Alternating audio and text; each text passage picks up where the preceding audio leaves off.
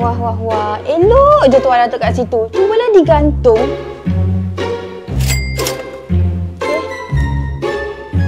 Tak apalah. Tiba ada rezeki. Bebel apa lah tu? Ini tak lain tak bukan. Memang si rumah hakim lah. Dialah orang ni. Nampak tak? Rubbish kan? Tak boleh ke ambil baju tu? Loh. Buatlah hari-hari macam ni. Kaya aku. Alah, sejak bila pula habis ni? Ish, tak ada mood dah.